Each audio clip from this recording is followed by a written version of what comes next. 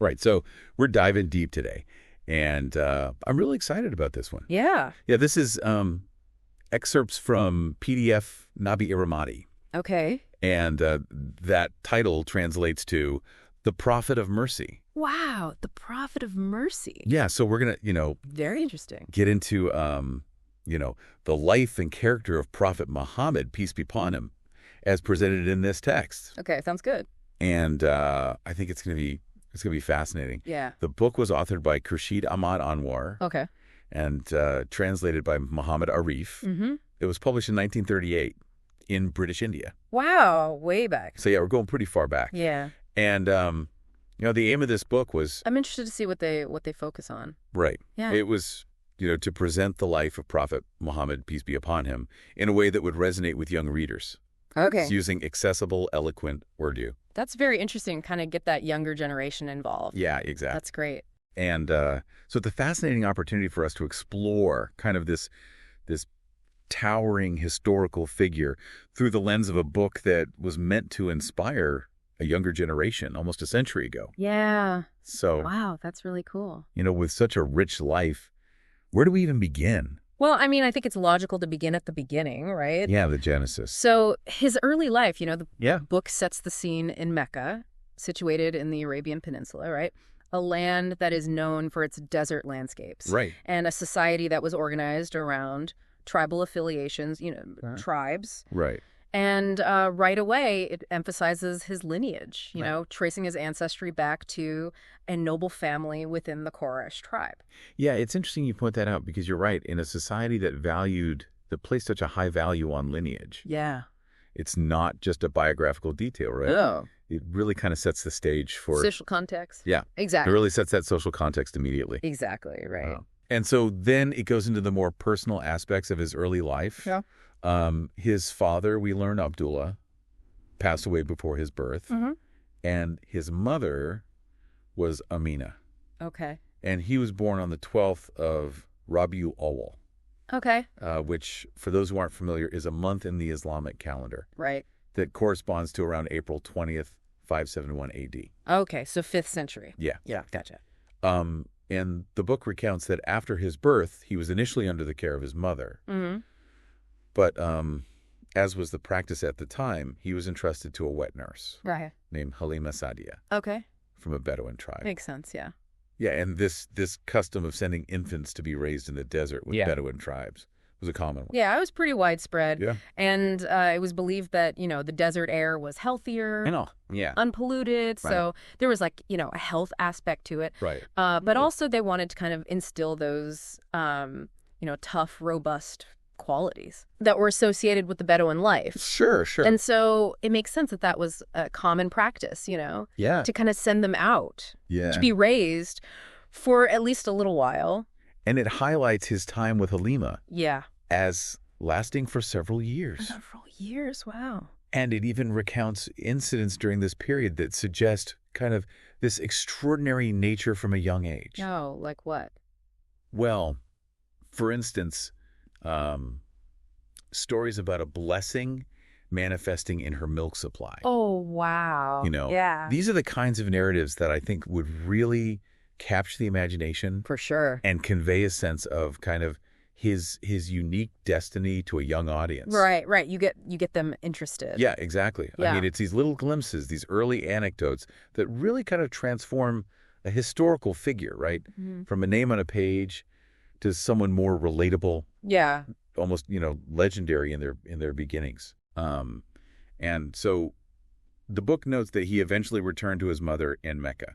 Okay. But sadly, this was a brief period as well. Oh, His mother passed away when he was approximately 6 years old. very young. Yeah. Very young. Tragic. And following this loss, his grandfather, Abdul Muttalib, assumed responsibility for his care. Okay. But then, when he was around 8, his grandfather also passed away. Oh, wow. So he came under the guardianship of his uncle, Abu Talib. Okay.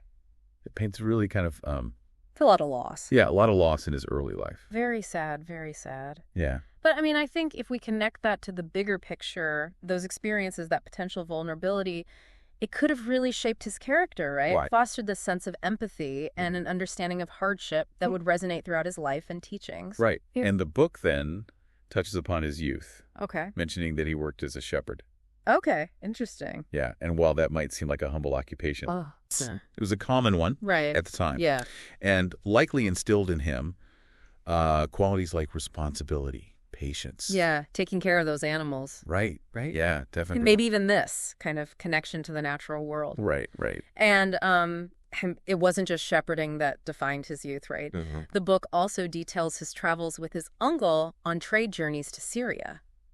Oh, God. And these weren't just commercial ventures. These journeys exposed him to a wider world. Yeah, that's huge. Different cultures, ways of life. Totally. And there's even a really specific encounter mentioned. Okay. During one of these trips, a monk is said to have recognized signs of prophethood in him Whoa.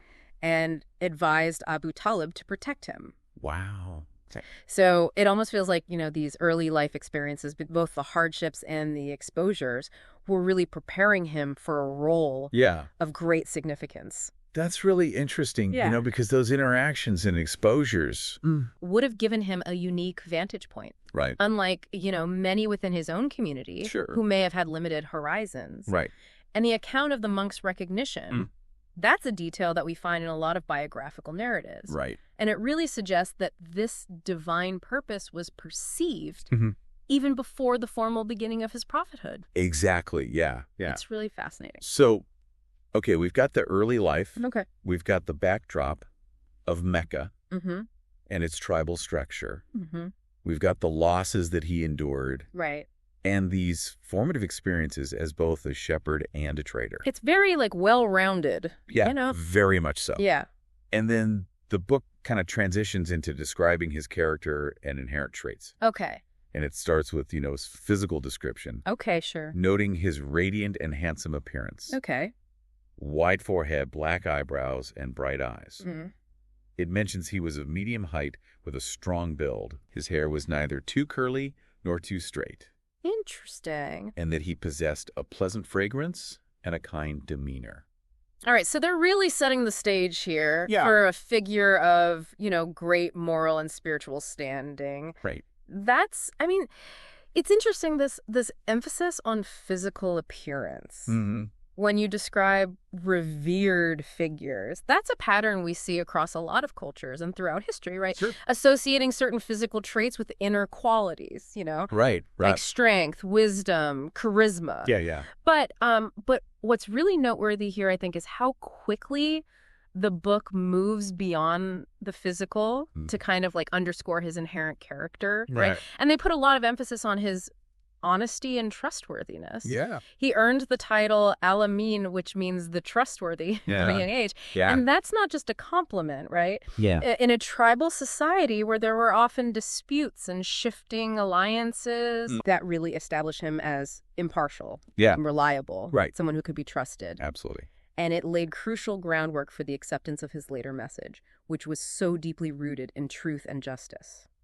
Al-Amin, that title carries so much weight. It really does. Especially in that context. Huge. Yeah, and the book elaborates on his interactions with people, Sure. highlighting consistently his fairness and kindness in all his dealings. Okay. And it gives this really compelling example of his wisdom and his diplomatic skills Okay. in resolving disputes. Mm-hmm. The incident of the Black Stone at the Kaaba, Oh, right. where various tribes were on the verge of conflict over the honor of placing the Black Stone. And the book recounts how his wise and equitable solution really averted potential bloodshed Wow. and was accepted by all the parties. So this is leadership in action, demonstrating wisdom and the ability to build consensus. Really good. Really cool. Yeah. And the book makes a point of highlighting his deep empathy and care for the weak and less fortunate. Sure. And then it kind of transitions into the topic of his marriages, Okay. beginning with his marriage to Khadija bint Khuwailid. Mm-hmm. And it points out that she was a highly respected and successful businesswoman Okay. in her own right. Right. So not just, Yeah. his wife. Yeah. She had her own thing going on. Yeah, exactly. Oh. Exactly. That's cool. And it emphasizes the significance of their marriage and the immense support she provided him, especially during those early challenging years. Right. She really played a transformative role. Yeah. Not just his first wife, but a real pillar of support, both emotionally and financially, especially in those often perilous early years of his prophethood. Yeah. And the book's acknowledgement of her as a successful businesswoman also sheds light on, the fact that some women did have economic agency in Meccan society at the time. Yeah, for sure. It's very cool. Their partnership was built on, mutual respect and support. Absolutely. And the book goes on to mention his subsequent marriages as well. Okay. It gives a list of names: Hazrat Sauda bin Zama, Hazrat Aisha, Hazrat Zainab bin Kuzama, Hazrat Salama, Hazrat Zainab bin Jash, Hazrat Juwariya, Hazrat Habiba, Hazrat Safiya, and Hazrat Maimuna. Okay. But it makes a point of emphasizing that he treated all his wives with respect and fairness. Okay. And strove for equality within the social norms of the time. This is a really crucial aspect that's often examined, right? Right. When considering his life and teachings, and the emphasis on the respect and the equitable treatment that he accorded to his wives. It's a really significant perspective, especially when you view it against the backdrop of the social customs of that era. Right. I mean, in many ways, it was quite progressive, I think. Yeah, for sure. And then the book goes on to detail his children. Okay. Listing his sons, Hazrat Qasim, Hazrat Abdullah, and Hazrat Ibrahim, and his daughters, Hazrat Zainab, Hazrat Ruqayya, Hazrat Kulthum, and Hazrat Fatima. Okay. It even includes the names of his grandchildren. Oh, wow. Hazrat Hassan, Hazrat Hussein, Sayyida Umama bin Zainab, and Hazrat Abdullah bin Ruqayya. Okay. It's a fairly comprehensive outline of his immediate family. I think providing these details helps to really humanize him. Portraying him not just as a prophet and a leader, but also as a husband, a father, a grandfather, experiencing the joys and responsibilities of family life, and listing the grandchildren. It further underscores a continuation of his lineage and connection to future generations. And it fosters that sense of community and belonging. Yeah, absolutely. And then the book doesn't stop at his immediate family. Oh. It also names his paternal uncles, including Hazrat Harith, Hazrat Zubair, Hazrat Abdul Uso, who is more commonly known as Abu Lahab, Hazrat Hamza, Hazrat Abbas, and Janab Abu Talib. Wow. As well as his paternal aunts, Burra, Safiya, Atika, Umayma, Hakim Beda, and Arwa. Wow. And quite interestingly, it even provides a list of some of his companions who served as guards. Oh, okay. So indicating this early need for protection and the close bonds. Interesting. Yeah, that's really interesting because it really highlights the significance of both familial and communal ties in the society in which he lived and the development of his mission. Right. And, the fact that they mention these companions as guards, it kind of hints at these, the beginning stages of potential conflict or, a perceived need for security as his message began to gain traction and face opposition. Right. It's a fascinating detail. Yeah, and so we've covered his foundational early life. And then this really detailed exploration of his character and the network of family and supporters. The people around him, Yeah, exactly. Yeah. And then the book progresses to the pivotal event, right? Yeah. The commencement of his prophethood and the transformative message that he conveyed. Okay, yeah. And it states that at the age of 40, he received his first revelation in the cave of Hira, marking the beginning of his prophethood. Okay.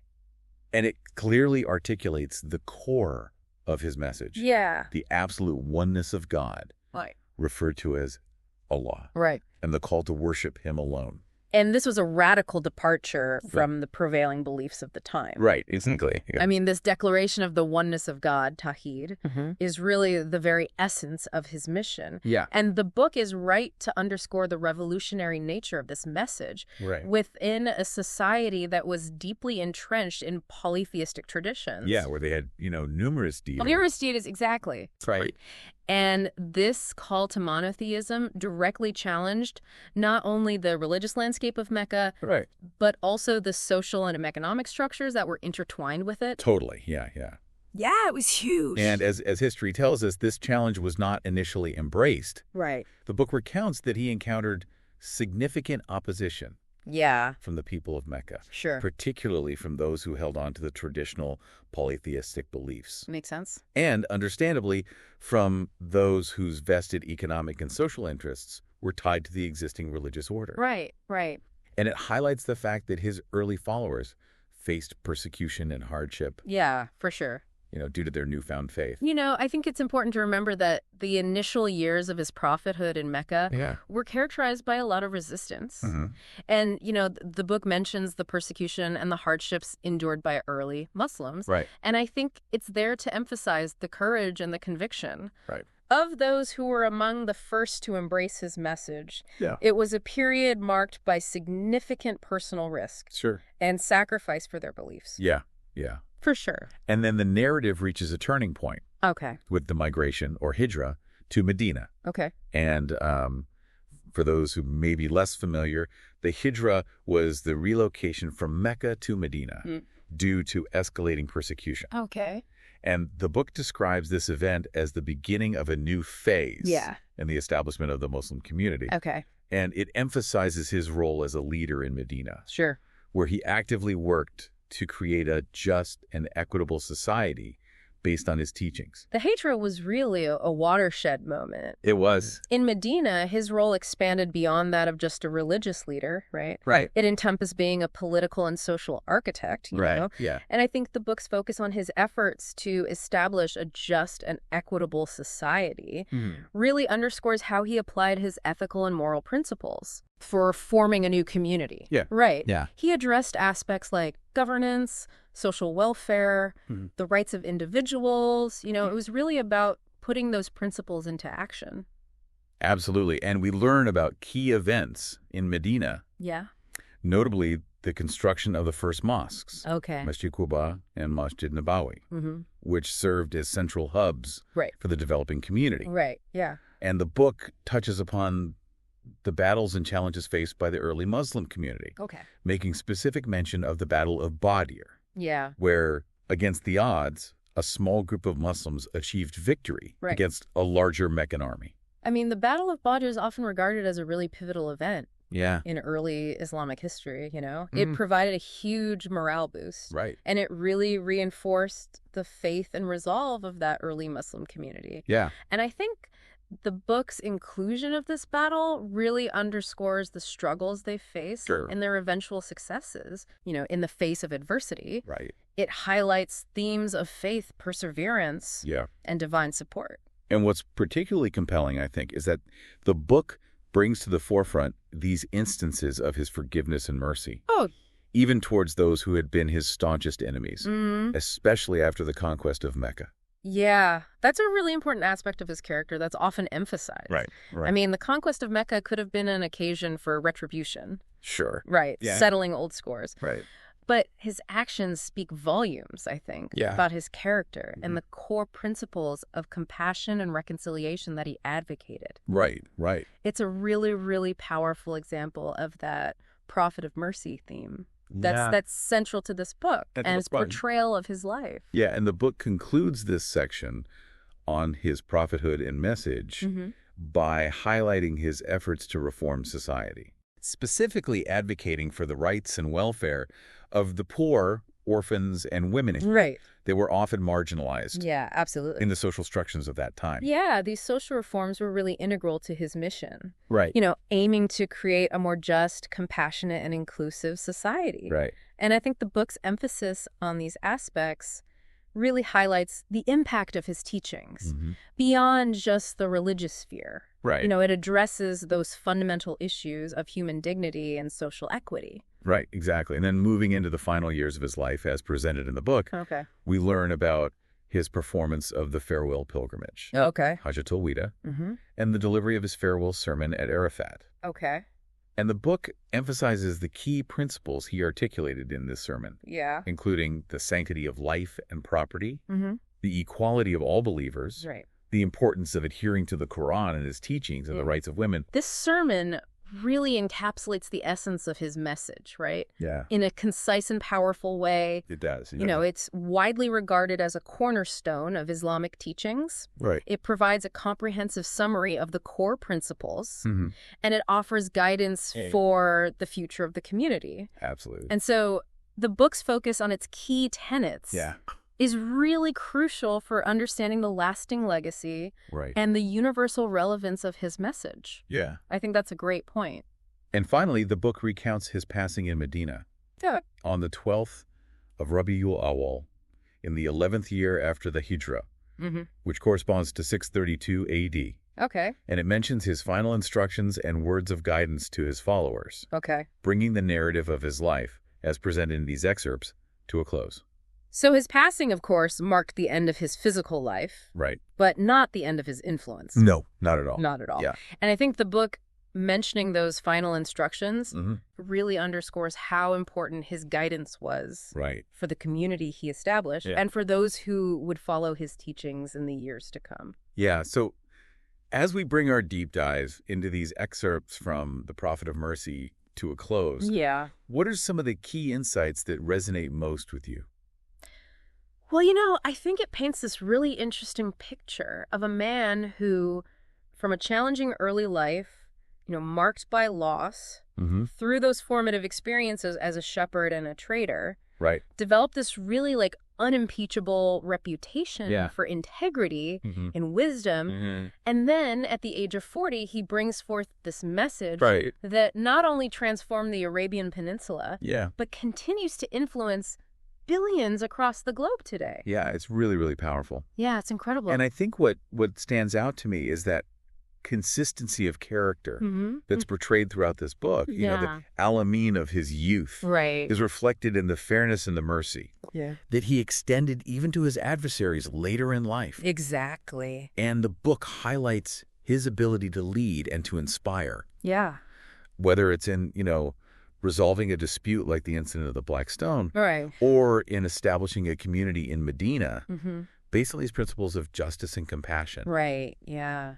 And, you know, that emphasis on his concern for the poor, orphans, and women really underscores, I think, the ethical core of his teachings. For sure. It's been quite a journey tracing these key moments and aspects of his life. Yeah, it really has. Through these excerpts. It's incredible to think about, you know, the breadth of his experience, from orphan to shepherd to trader to leader to prophet who shaped the course of history. Yeah. It really does make you think about how understanding all those different facets offers us more complete appreciation for his enduring influence. And I think, you know, what aspects of his character and his teachings, as highlighted in this book, written for young readers back in 1938, resonate perhaps most powerfully with the complexities and challenges and opportunities that we face in our world today. That's the question, isn't it? It is, and it's one that I think is worth pondering. I agree. Long after our deep dive concludes. Absolutely. Great discussion. Yeah, thanks for joining me. Thanks for having me. And we'll see you next time on the Deep Dive.